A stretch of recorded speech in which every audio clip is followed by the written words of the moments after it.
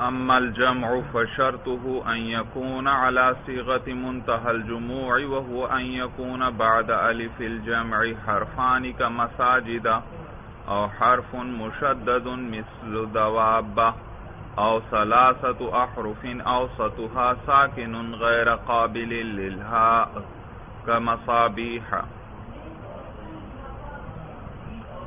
اسباب منع صرف بیان ہو رہے ہیں.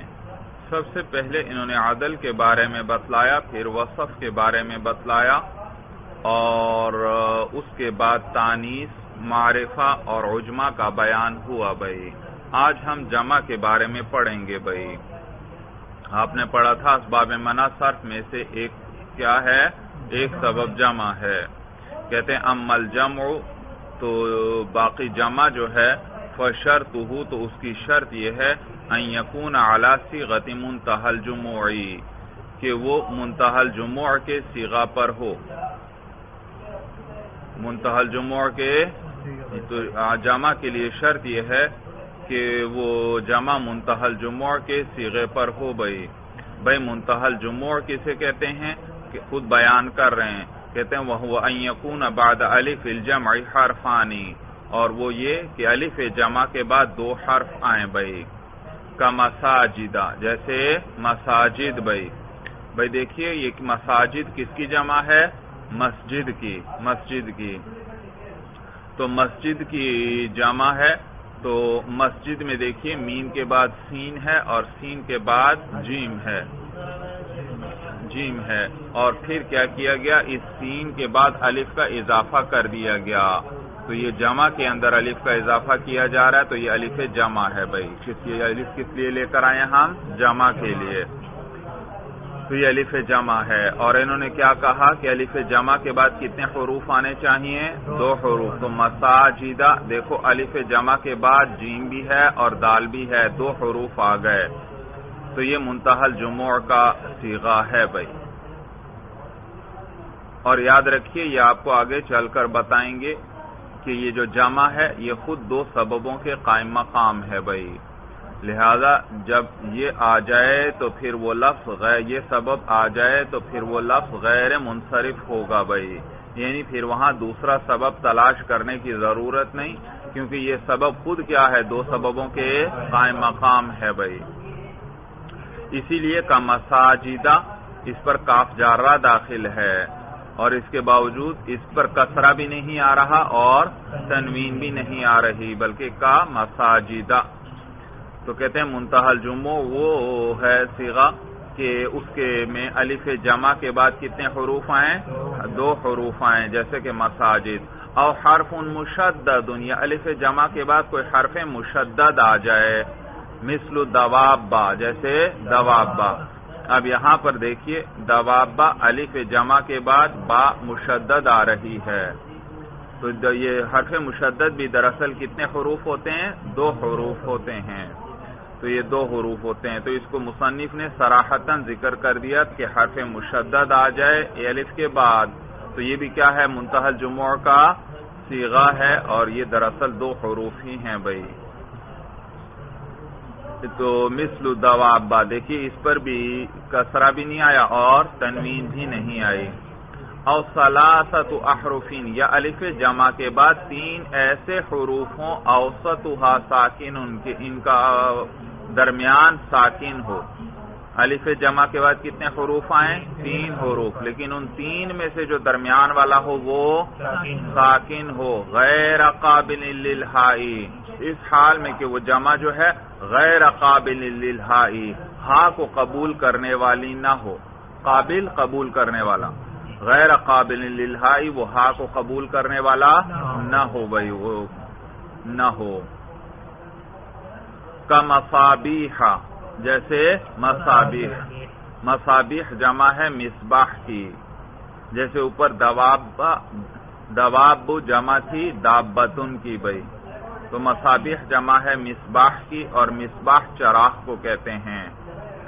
اور دابہ زمین پر چلنے والی ہر چیز جو ہے دابہ. بھائی اور بعد میں یہ چوپایوں کے ساتھ خاص ہو گیا.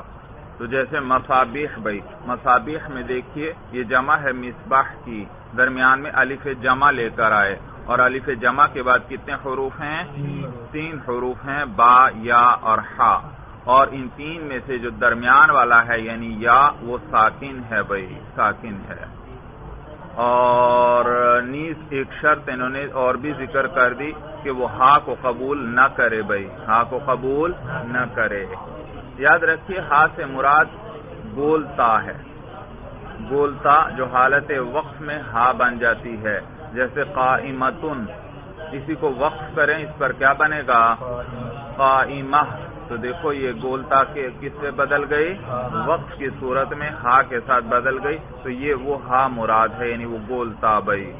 تو گویا یوں کہیں جمع کی شرط کیا ہوئی کہ کون سا صیغہ ہونا چاہیے؟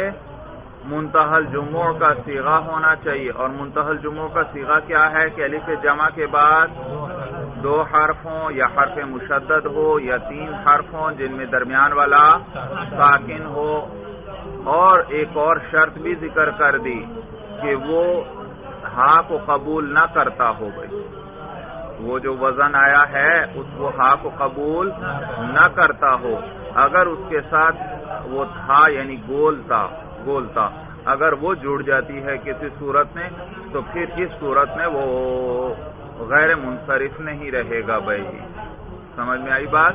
پھر وہ غیر منصرف نہیں رہے گا، اس لیے کیونکہ آخر میں اگر تا جڑ جائے تو پھر یہ مفرد کے ساتھ اس کی مشابہت ہو جاتی ہے، کیونکہ آخر میں یہ جو تا آئی تو یہ تا کس لیے آیا کرتی ہے؟ مفرد کے اوزان میں یہ گولتا آیا کرتی ہے، تو اگر اس صیغے کے آخر میں کیا جڑ جاتی ہو؟ تا جڑ جاتی ہو، تو اس کی مشابہت کس کے ساتھ ہوئی؟ مفرد کے ساتھ، اور یہ تھی جمع اور مشابہت آ گئی مفرد کے ساتھ، تو اس لیے اب وہ جمع جو ہے اپنا اثر نہیں دکھائے گی بھائی۔ صورت سمجھ میں آ گئی بھائی؟ غیر قابل للہائی، اس حال میں کہ وہ جمع ہا کے قابل نہ ہو، وہ جمع ہا کے قابل نہ ہو۔ یاد رکھیے یہ غیر قابل للہائی یہ حال ہے جمع سے، کس سے؟ یہ جو یکون پیچھے آیا تھا فشرطہ ان یکون علی صیغۃ منتہی الجموع، تو اس جمع کی شرط یہ ہے کہ ان یکون، کہ وہ جمع جو ہے، یکونا کے اندر ضمیر ہے جو کس کو راجع؟ جمع کو، کہ وہ جمع جو ہے علی صیغۃ منتہی الجموع، کس صیغہ پر ہو؟ منتہی الجموع کے صیغہ پر ہو، اس حال میں غیر قابل للہائی، کہ وہ جمع ہا کو قبول کرنے والی نہ ہو۔ تو یہ حال ہے کس سے؟ یکونو کے اندر ہوا ضمیر جو کس کو راجع؟ جمع کو راجع۔ تو گویا یہ 2 شرطیں ذکر کر دی، ایک تو یہ کہ وہ جمع کس صیغے پر ہو؟ منتہی الجموع، اور نیز دوسری شرط گویا یہ ہو گئی کہ وہ جمع ہا کو قبول کرنے والی نہ ہو، تو 2 شرطیں ہو گئیں، 2 شرطیں ہو گئیں۔ تو انہوں نے آپ کو بتلایا کہ جمع جو ہے وہ بھی غیر انصراف کا سبب ہے اور 2 سببوں کے قائم مقام ہے، 2 سببوں کے، لیکن اس کی شرط انہوں نے یہ ذکر کی کہ منتہی الجموع کا صیغہ ہو اس حال میں کہ وہ ہا کو قبول نہ کرتا ہو۔ گویا 2 شرطیں ذکر کر دیں، ایک شرط تو یہ کہ وہ صیغہ کون سا ہونا چاہیے؟ منتہی الجموع والا، اور دوسری شرط یہ ہے کہ اس ہا کو بھی قبول کرنے والا نہ ہو، یعنی ہا سے کیا مراد ہے؟ وہ تائے تانیث مراد ہے، جو وقف کی صورت میں کیا بن جاتی ہے؟ ہا بن جاتی ہے۔ تو دوسری شرط یہ ہو گئی کہ وہ ہا کو بھی قبول کرنے والا نہ، وہ جمع ہا کو بھی قبول نہ کرے بھائی۔ وجہ اس کی یہ کیونکہ یہ جو ہا جو ہے آخر میں آ جائے، یعنی آخر میں تائے تانیث آ جائے، تو اس صورت میں یہ تائے تانیث مفرد میں آیا کرتی ہے۔ یہ تائے تانیث کس میں آتی ہے؟ مفرد، اور مفرد اور جمع تو ایک دوسرے کی ضد ہیں، جو مفرد ہے وہ جمع نہیں، جو جمع ہے وہ مفرد نہیں، تو یہاں سبب بن رہا تھا جمع، اور وہ جمع جب اس میں اندر تائے تانیث آ گئی تو اس کی مشابہت مفرد کے ساتھ ہو گئی، تو جمع والی جانب کمزور ہو گئی۔ جب جمع والی جانب کمزور ہو گئی اب یہ غیر انصراف کا سبب نہیں بنے گی۔ صورت سمجھ میں آ گئی؟ ایک لفظ تھا کس وزن پر آ رہا ہے؟ منتہل جموع کے وزن پر تو لہذا اب یہ غیر منصرف ہوگا، لیکن اگر یہ تا کو قبول کر لیتا ہے تو اس نے تو کس کی مشابہت اختیار کر لی؟ مفرد کی مشابہت اختیار کر لی، تو کون سی جانب کمزور ہوئی؟ جمع والی جانب کمزور ہو گئی، اور جمع ہی نے تو کیا بننا تھا؟ غیر انصراف کا سبب۔ جب وہ جانب کمزور ہو گئی تو اب یہ غیر انصراف کا سبب نہیں بنے گی، بلکہ وہ لفظ کیا رہے گا؟ منصرف رہے گا۔ وجہ اچھی طرح سمجھ میں آ گئی بھائی؟ فَسَيَاقِلَةٌ وَفَرَازِنَةٌ مُنصَرِفٌ، تو سیاقلہ اور فرازینہ کا لفظ دیکھو منصرف ہے، سیاقلہ اور فرازینہ کا لفظ منصرف ہے، لِقُبُولِهِمَ الْحَاءَ، اس وجہ سے کہ یہ دونوں کس کو قبول کر لیتے ہیں؟ ہا کو قبول کر لیتے ہیں، ہا کو قبول کر لیتے ہیں۔ تو کہتے ہیں فَسَيَاقِلَةٌ وَفَرَازِنَةٌ مُنصَرِفٌ، تو سیاقلہ اور فرازینہ کا لفظ جو ہے منصرف ہے، لِقَبُولِهِمَ الْحَاءَ، اس وجہ سے کہ یہ دونوں قبول کر لیتے ہیں ہا کو۔ وَهُوَ أَيْضًا قَائِمٌ مَقَامَ السَّبَبَيْنِ، اور یہ جمع جو ہے یہ بھی دو سببوں کے قائم مقام ہے۔ میں نے تو آپ کو پہلے بتایا تھا، لیکن مصنف نے تو ابھی آپ کو نہیں بتایا تھا کہ یہ جمع کیا ہے، دو سببوں کے قائم مقام ہے، وہ اب بیان کر دیا۔ کہتے ہیں وَهُوَ أَيْضًا قَائِمٌ مَقَامَ السَّبَبَيْنِ، اور یہ جمع بھی دو سببوں کے قائم مقام ہے۔ وہ دو سبب کیا ہیں؟ تانیث میں پڑھا تھا، تانیث دو سببوں کے قائم مقام ہے، ایک تانیث اور ایک لزوم تانیث۔ بھائی یہاں بھی اسی طرح ہے، الجمعیت ولزومها، ایک جمع ہونا اور ایک یوں کہیں جمعیت اور ایک لزوم جمعیت کے جمع اس کے ساتھ لازم ہے۔ بھائی دیکھیے اردو میں تو ایسا ہوتا ہے، ایک لفظ ہے اس کی ایک آگے جمع آ جاتی ہے یا دو قسم کی جمع آ جائیں گی، لیکن عربی میں ایسا دیکھیں گے آپ کہ ایک لفظ کی ایک جمع آ جاتی ہے، پھر آگے اس جمع کی جمع آ جاتی ہے، پھر آگے اس جمع کی آگے کیا آ جاتی ہے؟ جمع آ جاتی ہے۔ تو بعض اوقات یہ سلسلہ دو دو تین تین تک چلا جاتا ہے، اور جمع کی جمع اور پھر جمع کی جمع آگے آتی چلی جاتی ہے۔ صورت سمجھ میں آ رہی ہے بھائی؟ تو یہ جو منتہل جموع کا صیغہ ہے، منتہل جموع کا صیغہ، یہ جو ابھی ذکر کیا، الف جمع کے بعد دو حرف ہوں یا ایک حرف مشدد ہو یا تین حروف ہوں جن کا درمیان والا حرف ساکن ہو، یہ جو ہے یہ عموماً جو ہے دوسرے درجے میں آتی ہے۔ کس درجے میں آتی ہے؟ دوسرے درجے میں آ جاتی ہے، کبھی پہلے میں بھی آ جاتی ہے لیکن عموماً کہاں آتی ہے؟ دوسرے درجے میں آتی ہے۔ پہلے ایک لفظ کی ایک جمع آئے گی اور پھر اگلی جمع کیا آ جائے گی؟ جمع منتہل جموع آ جائے گی۔ اور دیکھیے بھائی ایک لفظ کی جب جمع آتی ہے تو آپ خود دیکھتے ہیں اس کا صیغہ بدل جاتا ہے، مفرد کا وزن ٹوٹ جاتا ہے۔ مفرد کا وزن آپ نے پڑھا ہے نہیں، ایک جمع سالم ہے، ایک جمع مکسر ہے۔ جمع سالم جس کے اندر مفرد کا وزن سلامت رہتا ہے، اور جمع مکسر جس کے اندر مفرد کا وزن ٹوٹ جاتا ہے، جیسے رجلن کی جمع رجال، رجلن میں دیکھو را پر زبر ہے، رجال میں را کے نیچے زیر ہے، دیکھو معلوم ہو وزن خراب ہو گیا، وزن بدل گیا، ٹوٹ گیا بھائی۔ اور رجلن میں جیم پر پیش ہے، رجال میں جیم پر زبر ہے، اور رجلن میں جیم کے بعد لام ہے اور رجال میں جیم کے بعد الف آیا، الف جمع آ گیا۔ صورت سمجھ میں آ گئی؟ تو دیکھو ایک لفظ کی میں نے بتایا یہ منتہل جموع جو ہے یہ پہلے درجے میں بھی آ جاتی ہے، لیکن عموماً کس درجے میں آتی ہے؟ دوسرے درجے میں آتی ہے بھائی، دوسرے درجے میں آتی ہے۔ مثلا ایک مفرد تھا، اس کی جمع آئی، جب جمع آئی تو مفرد کا وزن کیا ہوا؟ ٹوٹ گیا۔ پھر اس جمع کی آگے جمع آئی تو اس میں اس جمع کا وزن ٹوٹ جائے گا۔ اب کس کی جمع آ رہی ہے؟ جمع کی جمع، تو اس پہلی جمع کا وزن اگلی جمع میں کیا ہوگا؟ ٹوٹ جائے گا۔ پھر مثلا اس جمع کی آگے جمع آتی ہے تو اس دوسری جمع کا وزن اس تیسری جمع میں جا کر ٹوٹ جائے گا۔ صورت سمجھ میں آ رہی ہے؟ تو وزن اس طرح ٹوٹتا چلا جائے گا، یعنی بدلتا جائے گا، نیا نیا وزن آتا جائے گا۔ لیکن یہ جو جمع منتہل جموع کا صیغہ ہے یہ جب ایک دفعہ آ جائے تو اس سے آگے پھر جمع کا وزن ٹوٹتا نہیں، اس سے آگے پھر جمع کا وزن میں نے بتایا ایک لفظ کی ایک جمع مثلاً آ جاتی ہے، پھر اس آگے جمع کی جمع، پھر اس جمع کی جمع، اور مثلا مفرد سے ہم چلیں، مفرد سے پہلی جو جمع آئی آگے اس میں مفرد کا وزن ٹوٹ گیا، پھر اس جمع سے آگے جمع آئی تو اس پہلی جمع کا وزن دوسری جمع میں جا کر ٹوٹ گیا، پھر اس دوسری جمع کی تیسری جمع مثلاً آ گئی تو اس میں اس دوسری جمع کا وزن ٹوٹ گیا۔ تو یہ جو جمع منتہی الجموع کا صیغہ ہے، جب یہ آ جاتا ہے، چاہے یہ پہلے نمبر پر آئے، چاہے یہ دوسرے نمبر پر آئے، چاہے یہ تیسرے نمبر پر آئے، اس سے آگے اگر جمع آئے گی تو اس کا وزن نہیں ٹوٹے گا، اس کا وزن نہیں ٹوٹے گا۔ اسی کی آگے جمع سالم آ جائے گی، کیا آ جائے گی؟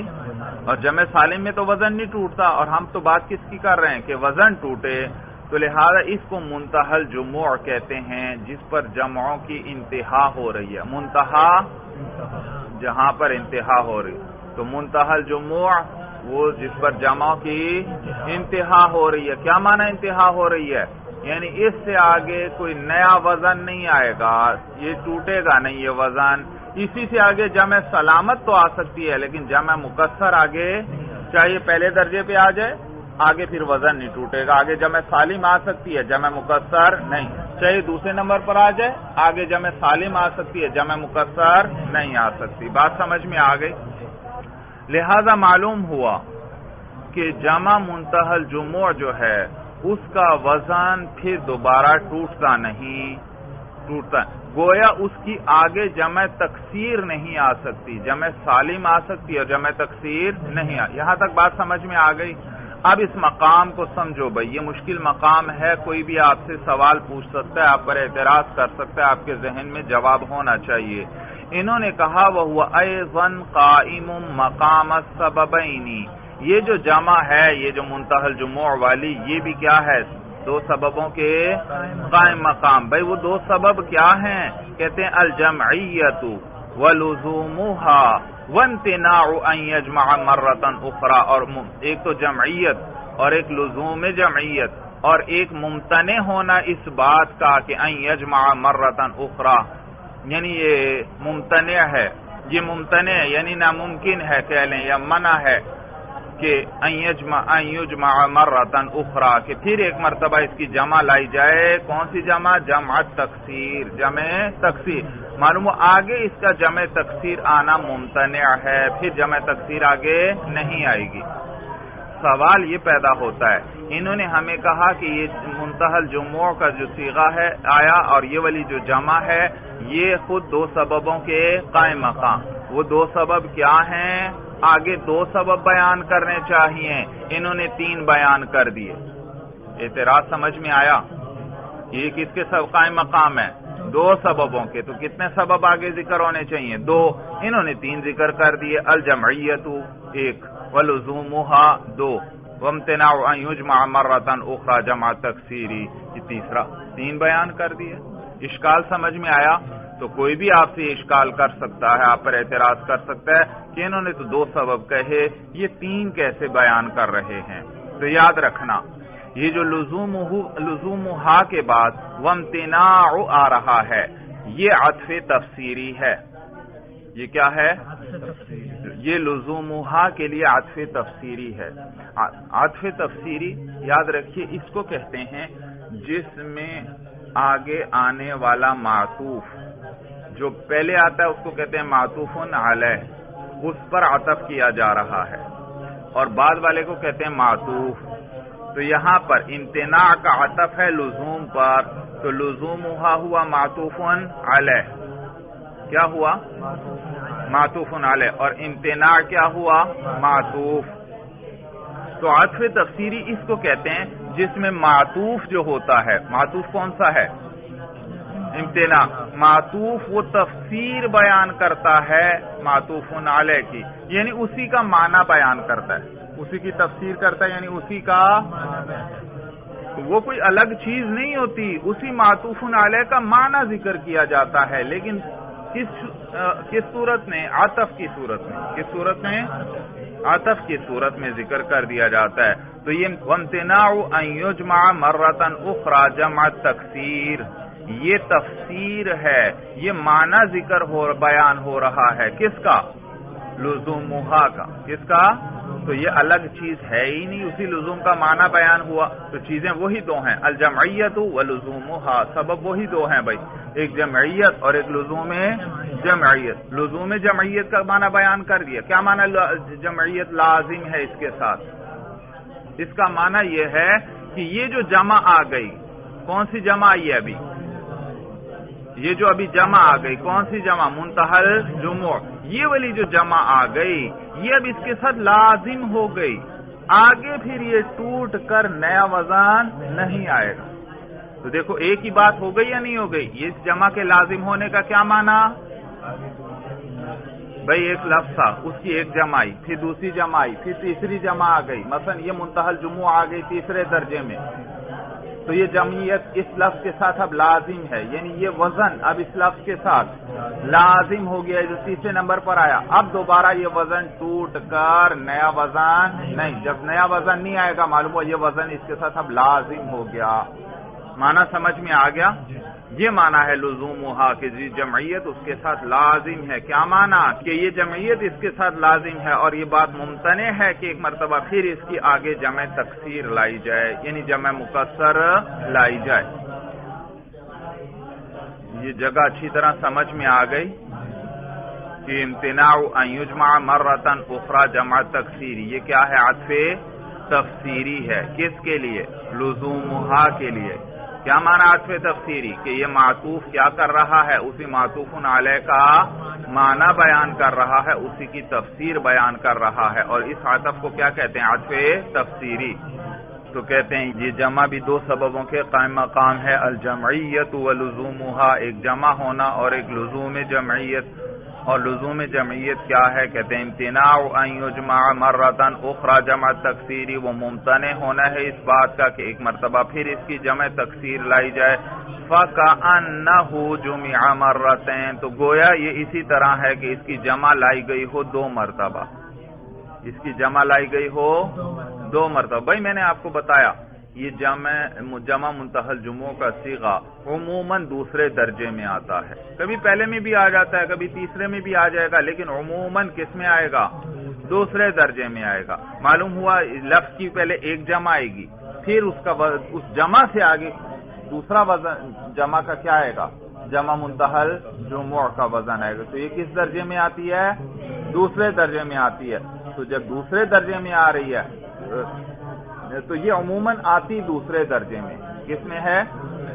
جب دوسرے درجے میں آئی تو گویا کہ دو مرتبہ جمع کیا گیا لفظ کو، پہلے مفرد تھا، ایک جمع آ گئی، تو ایک مرتبہ جمع آ گئی یا نہیں آ گئی؟ پھر دوبارہ جمع کے آگے جمع آئی، وہ جمع منتہل جموع آ گئی، تو کتنے درجے میں آئی؟ دوسرے۔ گویا لفظ کو کتنی دفعہ جمع کیا گیا؟ دو مرتبہ۔ جب دو مرتبہ جمع کیا گیا تو گویا ایک مرتبہ جمع وہ ایک سبب بن گئی، اور دوسری مرتبہ جمع دوسرا سبب بن گئی۔ صورت سمجھ میں آ گئی بھائی؟ یہ معنی ہے فَكَأَنَّهُ جُمِعَ مَرَّتَيْن، تو گویا کہ اس کو جمع کیا گیا ہے مرتين، کتنی مرتبہ؟ دو مرتبہ۔ اور میں نے بتایا یہ ضروری نہیں ہے دوسرے درجے میں جمع ہے، پہلے میں بھی آ جاتی ہے، لیکن عموماً کس درجے میں آتی ہے؟ دوسرے درجے میں آتی ہے۔ یہاں تک بات سمجھ میں آ گئی؟ معلوم ہوا جمع سبب بنے گی غیر منصرف ہونے کا، اور اس کی شرط کیا ہے کہ صیغہ کون سا ہو؟ منتہل جموع والا، اور نیز وہ ہا کو قبول نہ کرے، کیونکہ اگر ہا کو قبول کرے گا تو اس کی مشابہت کس کے ساتھ ہو گئی؟ مفرد کے ساتھ، اور حالانکہ یہ تو جمع ہے، اس نے سبب بننا ہے، جب اس کی مفرد کے ساتھ مشابہت آ جائے گی تو پھر وہ جمع والی جانب اس کی کیا ہو جائے گی؟ کمزور ہو جائے گی، تو پھر یہ اثر نہیں دکھائے گی اپنا، اور وہ لفظ غیر منصرف نہیں ہوگا۔ تو دو شرطیں ہو گئیں، ایک تو یہ کہ صیغہ کون سا؟ منتہل جموع، اور نیز دوسری شرط کیا کہ وہ ہا کو قبول نہ کرتا ہو۔ جی اگلا سبب دیکھیے، کہتے ہیں اما ترکیب، اگلا سبب آ گیا ترکیب۔ بھائی ترکیب کا معنی ہے جوڑنا، رکب یرکب ترکیبا، اور ترکیب اسے کہتے ہیں کہ دو لفظوں کو جوڑ کر ایک بنا لیا جائے، دو لفظوں کو جوڑ کر، جیسے آگے مثال آئے گی، بعل بکا، بعل بکا، بعل یہ بت کا نام تھا اور بکا وہ ایک آدمی کا نام تھا، لیکن ان دونوں کو جوڑ کر ایک نام بنا لیا گیا، اور جس علاقے میں یہ تھا اس شہر کے ایک شہر کی اس نے بنیاد رکھی ایک بستی کی، تو اس بستی کا نام ہی بعل بکا پڑ گیا۔ کیا نام پڑ گیا؟ تو دیکھو بعل بکا میں دو لفظوں کو جوڑ کر ایک لفظ بنا لیا گیا، تو یہ ہے ترکیب بھائی، ترکیب۔ تو کہتے ہیں اما ترکیب، باقی ترکیب جو ہے فشرطہ ان یکون علما، تو اس کی شرط یہ ہے کہ علم ہونا چاہیے۔ وہ جو دو لفظوں کو جوڑ کر ملایا گیا ہے، ان لفظ اب اس کو کیا ہونا چاہیے؟ اس مرکب کو علم ہونا چاہیے، بلا اضافت ولا اسناد، بغیر اضافت کے اور بغیر اسناد کے۔ یعنی دیکھیے بھائی، یہ دو لفظوں کو جوڑ کر ملایا ہے اور جوڑ کر کسی کا نام رکھا گیا ہے، نام رکھا گیا ہے، لیکن یہ جو دو لفظوں کو جوڑا گیا، ان دو لفظوں کے درمیان اضافت نہ ہو، پہلا لفظ مضاف بن رہا ہو اور دوسرا مضافون الیہ، ایسا نہیں ہونا چاہیے، بلا اضافت، بغیر اضافت کے ہو، ولا اسناد، اور ان دونوں میں اسناد بھی نہ ہو، یعنی یہ پورا جملہ بھی نہ ہو، کیونکہ اسناد ہو جہاں آ جاتا ہے وہ کیا ہوتا ہے؟ پورا جملہ۔ زید قائم، دیکھو قائم کا اسناد ہے کس کی طرف؟ زید کی طرف، تو کیونکہ پھر یہ جملہ بن جائے گا۔ تو ترکیب کی کیا شرط انہوں نے بیان کی؟ کہ وہ علم ہو، کہ وہ کیا ہو؟ علم ہو، اور بغیر اضافت اور بغیر اسناد۔ سوال یہ، ان دونوں کی نفی کیوں کی؟ اضافت بھی نہیں ہونی چاہیے، اسناد بھی نہیں ہونا چاہیے، کیا وجہ ہے؟ کہتے ہیں وجہ اس کی یہ بھائی، اس لیے کیونکہ اضافت آپ کو میں نے پہلے بھی بتلایا تھا کہ یہ غیر منصرف پر بھی الف لام داخل ہو جائے تو وہ کس کے حکم میں ہو جاتا ہے؟ منصرف، یعنی اس پر کسرہ آ جاتا ہے، تنوین تو نہیں آ سکتی کیونکہ الف لام کے ساتھ تنوین جمع نہیں ہوتی، اور نیز اسی طرح اگر غیر منصرف مضاف بن جائے، اس کی اضافت کر دی جائے آگے کسی لفظ کی طرف، تو اس صورت میں بھی یہ منصرف کے حکم میں ہو جاتا ہے، یعنی اس پر پھر کسرہ آ جاتا ہے۔ تو اسی لیے انہوں نے کہا کہ ان دو لفظوں میں اضافت نہیں ہونی چاہیے، کیونکہ اضافت تو غیر انصراف کے منافی ہے، اضافت جب آ جائے گی پھر تو وہ کس کے حکم میں ہو جاتا ہے؟ منصرف۔ اسی لیے کہا وہ دو لفظ جن کو جوڑا گیا ہے ان کے درمیان اضافت نہ ہو، اور نیز کہا اسناد بھی نہ ہو۔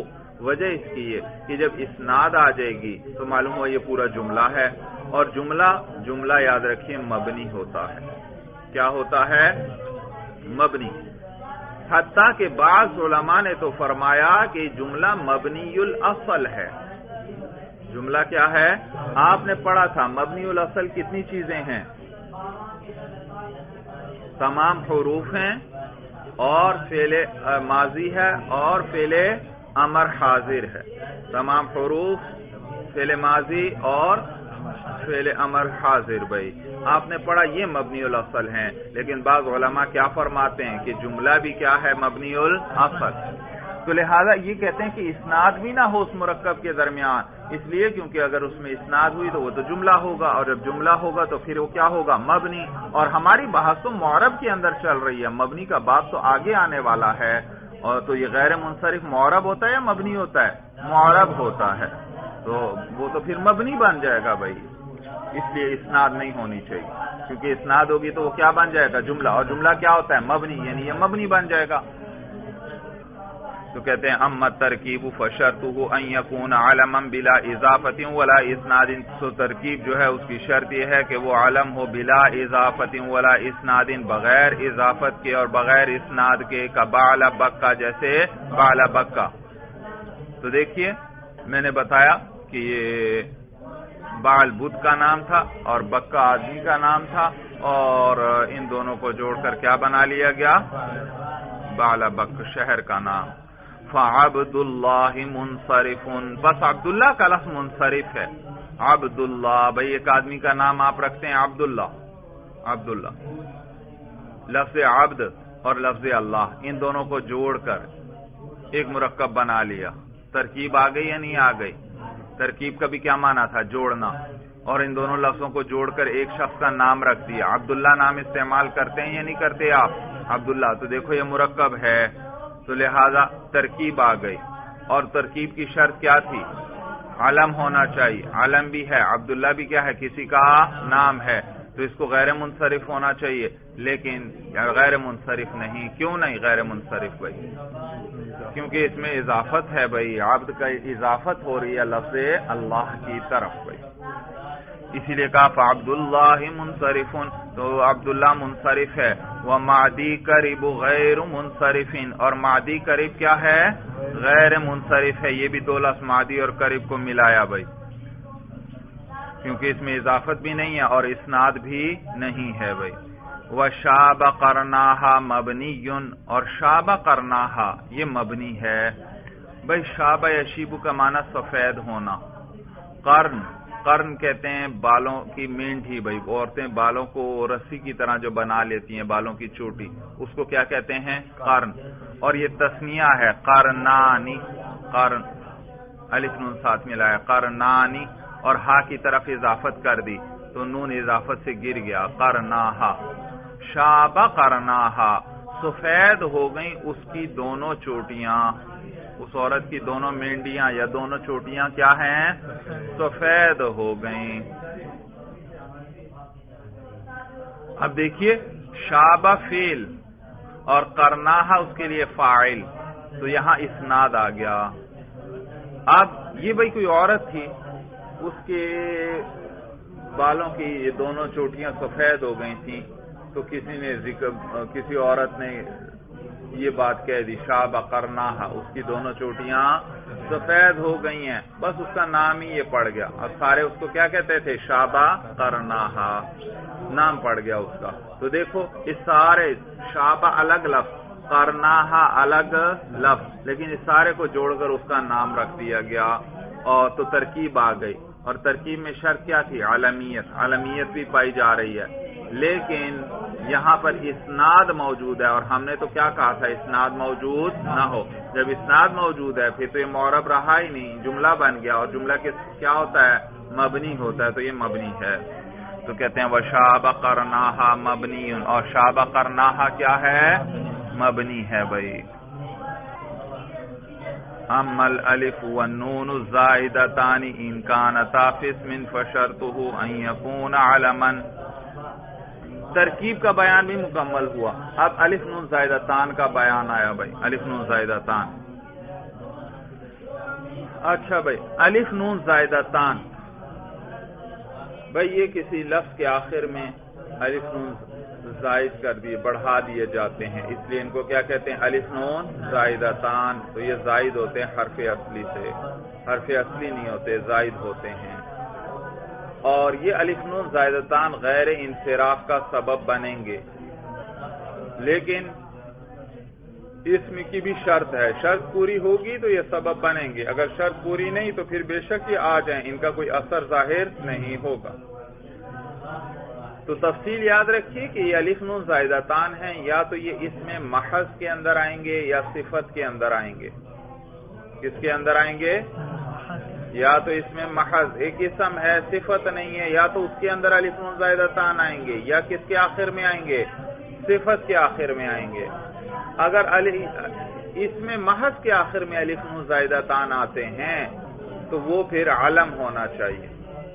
کیا ہونا چاہیے؟ علم ہونا چاہیے. کیا بات میں نے کی کہ یہ الف نون زائدتان سبب بنیں گے غیر انصراف کا، لیکن کب؟ جب ان کی شرط پوری ہو. شرط پوری ہو. اور شرط کیا ہے؟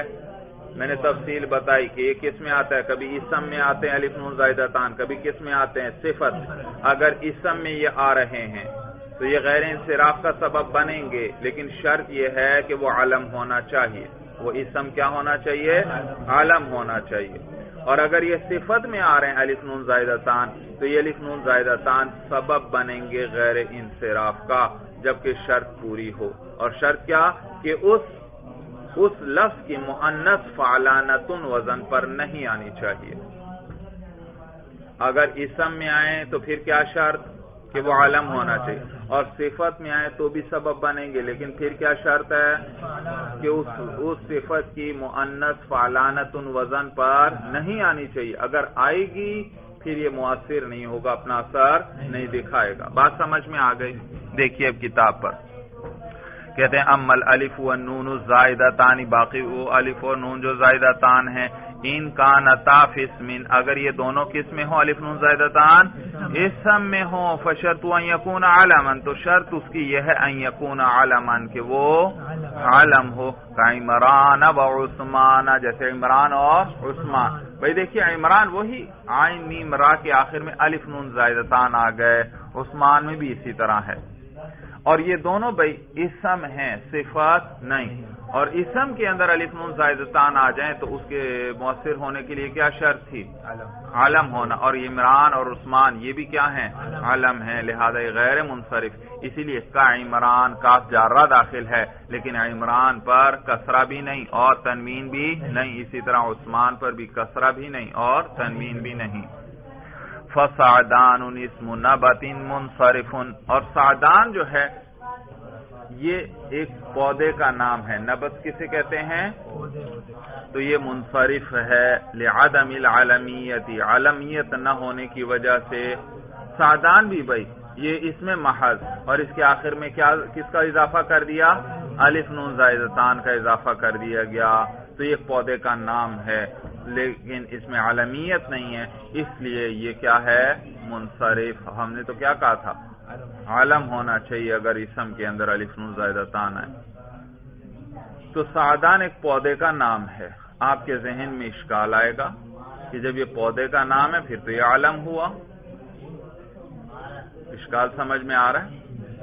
آپ نے کیا کہا تھا کہ اسم محض کے اندر اگر الف نون زائدتان آئے تو کیا شرط ہے؟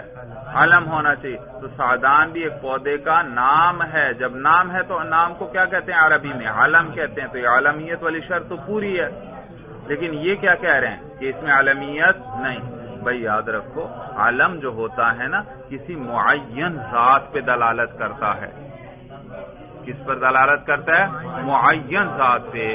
مثلا آپ کا ایک ساتھی ہے زید، ایک ہے بکر، ایک ہے خالد، ایک ہے یوسف، میں نے جیسے ہی زید کا نام لیا آپ کے ذہن میں فوراً کس کا تصور آیا؟ زید کا ہی آیا۔ میں نے جیسے خالد کا نام لیا آپ کے ذہن میں خالد ہی کا تصور آیا، زید یا یوسف وغیرہ کا تصور نہیں۔ دیکھو یہ اس معین ذات پہ دلالت کر رہا ہے، یہ کیا کر رہا ہے؟ اس معین ذات پر دلالت کر رہا ہے، معین ذات پر، جبکہ سعدان اس طرح نہیں ہے۔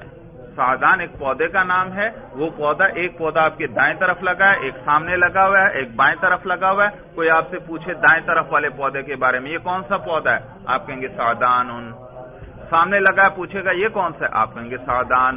تیسری طرف لگا ہے، اس کا کیا نام ہے؟ وہ آپ بھی کہیں گے سعدان۔ دیکھو سب پہ سعدان بول رہے ہیں یا نہیں؟ جبکہ زید، عمر، بکر 2 یا 3 آدمیوں پہ بولا جاتا ہے یا ایک ایک ہی فرد کا نام ہے؟ یہ ایک ایک ہی فرد کا نام ہے۔ صورت سمجھ میں آ گئی؟ ہاں، تو یہ علم نہیں ہے بھائی، علم نہیں ہے، پودے کا نام ضرور ہے، اس کا اسم ضرور ہے لیکن اس کا علم نہیں۔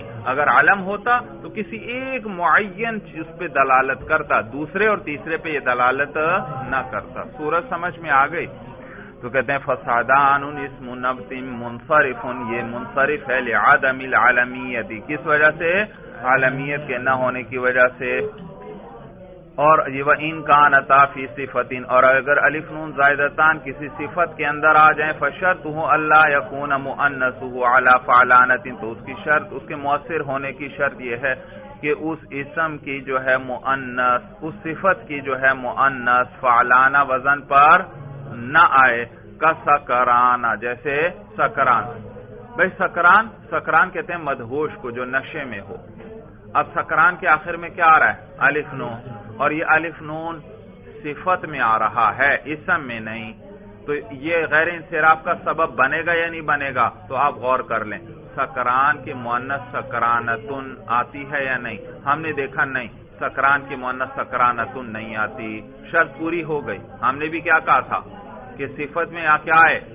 الف نون زائدتان، تو وہ مؤثر ہوگا، سبب بنے گا، اس لفظ کو غیر منصرف بنا دے گا، جبکہ شرط پوری، اور شرط کیا کہ مؤنث فعلانتون وزن پر نہ آئے، اس کی بھی مؤنث فعلانہ وزن پر نہیں آتی، لہذا یہ سکا سکرانہ، اس کو آپ نے غیر منصرف پڑھنا ہے کیونکہ اس صفت میں کیا ہے، شرط پوری ہے۔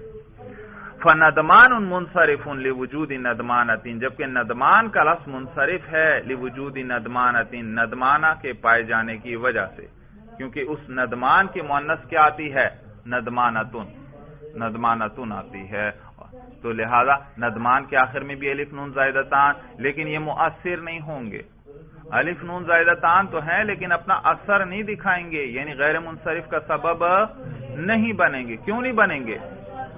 کیونکہ یہ دونوں صفت میں آ رہے ہیں، اور صفت کے اندر کیا شرط تھی کہ اس کی مؤنث فعلانتن وزن پر نہ آئے، حالانکہ اس کی مؤنث تو فعلانتن ندمانتن آ رہی ہے۔ بھائی بات سمجھ میں آ گئی؟ چلو بھائی اب شروع سے ذرا جلدی جلدی ہم سارے دوہرا لیتے ہیں جتنے اب تک پڑھے ہیں۔ بھائی اسباب مناسخ میں سب سے پہلے آپ نے عدل کے بارے میں پڑھا۔ عدل کسے کہتے تھے کہ کسی لفظ کو پھیرنا اس کے صیغہ اصلیہ سے دوسرے صیغہ کی طرف، اور یہ دو قسم پر ہے، ایک عدل تحقیقی اور ایک عدل تقدیری۔ عدل تحقیقی وہ ہے جس کی ہمارے پاس دلیل موجود ہو، عدل تقدیری وہ ہے جس کی ہمارے پاس کوئی دلیل موجود نہ ہو۔ اور آپ نے پڑھا تھا یہ وزن فعل کے ساتھ جمع نہیں ہو سکتا عدل، کیونکہ عدل کے اپنے اوزان اور وزن اور فعل کے اپنے اوزان، اور نیز یہ کس کے ساتھ جمع ہو سکتا ہے، علم کے ساتھ جمع ہو سکتا ہے جیسے عمر اور ظفر، اور نیز یہ وصف کے ساتھ بھی جمع ہو سکتا ہے جیسے ثلاثہ اور مثلثہ، اخر اور جمع وغیرہ۔ اس کے بعد دوسرا آپ نے وصف پڑھا تھا، وصف جو ہے یہ غیر انصراف کا سبب بنتا ہے، اور یہ آپ نے پڑھا کہ یہ علم کے ساتھ جمع نہیں ہو سکتا۔ کیوں؟ کیونکہ وصف دلالت کرتا ہے ذات مبہم پر اور علم دلالت کرتا ہے ذات معین پر، تو دونوں ایک دوسرے کے ضد ہیں، جمع ہو ہی نہیں سکتے۔ اور پھر وصف جو ہے اس کے لیے آپ نے شرط پڑھی تھی کہ وصف جو ہے مؤثر ہوگا بشرطے کہ اصل وضع میں کیا ہو وہ لفظ، اصل وضع کے اعتبار سے وہ وصف ہونا چاہیے، یعنی اس کو جب بنایا ہی گیا تھا کس طور پر بنایا گیا تھا اس لفظ کو، بطور وصف کے۔ اگر اس کو بنایا تو وصف کے طور پر نہ گیا ہو، وضع تو وصف کے طور پر نہیں کیا لیکن بعد میں وصف کے طور پر استعمال ہونے لگا، تو یہ بعد کا اعتبار نہیں ہے بلکہ کس کا اعتبار ہے، اصل وضع کا ہے۔ لہذا مررت بنسوۃ اربعین، دیکھو نسوتن اربعین، اربعین اس کی صفت ہے، تو دیکھو وصفیت بھی ایک سبب وصفیت آ گئی، اور دوسرا سبب وزن فعل ہے، اربع اکرما وزن ہے بھائی، تو دونوں سبب پائے جا رہے ہیں، لیکن پھر بھی آپ کیا پڑھ رہے ہیں، مررت بنسوۃ اربعین، کسرہ بھی پڑھ رہے ہیں اور تنوین بھی پڑھ رہے ہیں۔ بھائی کیا وجہ ہے؟ دو سبب تو ہیں بھائی، وجہ یہ ٹھیک ہے دو سبب ہیں لیکن یہ دوسرا سبب مؤثر نہیں، یہ اپنا اثر نہیں دکھائے گا، کیونکہ اصل وضع میں اربعہ کا لفظ وصف کے لیے نہیں وضع، بلکہ یہ تو کس لیے وضع ہے، عدد کے لیے، تو اس وقت وصفیت اگرچہ ہے بھی لیکن اس کا کوئی اثر نہیں ہوگا۔ تو آسان لفظوں میں یوں ہی کہو اس کے اندر ایک ہی سبب ہے، دوسرا سبب ہے ہی نہیں، کیونکہ اس کی شرط نہیں پوری، جب شرط نہیں تو مشروط بھی نہیں، جیسے وضو نماز کے لیے شرط ہے، وضو نہیں تو نماز بھی نہیں۔ ایک آدمی بغیر وضو کے آتا ہے اور آ کر دیکھو اسی طرح اللہ اکبر کہتا ہے، قیام بھی کرتا ہے، قرات بھی کرتا ہے، رکوع سجدہ سارا کچھ کر لیتا ہے، لیکن آپ مجھے بتائیے کیا اس کی نماز ہوئی؟ نماز نہیں ہوئی، کیونکہ شرط نہیں تو مشروط بھی نہیں۔ اس کے بعد تیسرا سبب جو ہم نے پڑھا تھا وہ تانیث تھا بھائی۔ تانیث آپ کو میں نے بتایا دو قسم پر ہے، ایک تانیث لفظی اور ایک تانیث معنوی۔ تانیث لفظی جو ہے وہ تین قسم پر ہے، تانیث بالتا یا تانیث بالالف المقصورہ اور تانیث بالالف الممدودہ، جبکہ تانیث معنوی وہ ہے جس کے اندر لفظوں کے اندر کوئی کسی قسم کی علامت نہ ہو۔ اس میں سے آپ نے پڑھا کہ تانیث بالالف جو ہے وہ خود دو سببوں کے قائم مقام ہے، ایک تانیث اور ایک لزوم تانیث، جبکہ تانیث بالتا اس کے اندر شرط ہے کہ وہ کیا ہو، علم ہو، تاکہ یہ تا اس لفظ سے جدا نہ ہو سکے۔ اور تانیث معنوی کے اندر دو شرطیں تھیں بھائی، ایک شرط کیا تھی کہ وہ لفظ کیا ہو، علم ہونا چاہیے، اور دوسری شرط یہ ہے کہ تین باتوں میں سے ایک بات پوری ہو، وہ لفظ کیا ہو، تین حروف سے زائد ہو، یا اگر تین پر ہے تو درمیان والا متحرک ہو، اور اگر درمیان والا متحرک بھی نہیں ہے تو پھر کم از کم کیا ہو؟ عجمی ہونا چاہیے. تو اگر یہ دونوں شرطیں پوری ہوں، عالمیت والی شرط بھی پوری اور یہ تین میں سے کوئی ایک بات بھی پوری ہو، تو اس لفظ کو غیر منصرف پڑھنا واجب. اور اگر پہلی شرط عالمیت والی تو پوری ہے، دوسری شرط میں سے کوئی حصہ بھی پورا نہیں ہو رہا، تو پھر اس کو منصرف بھی پڑھ سکتے ہیں اور غیر منصرف بھی پڑھ سکتے ہیں.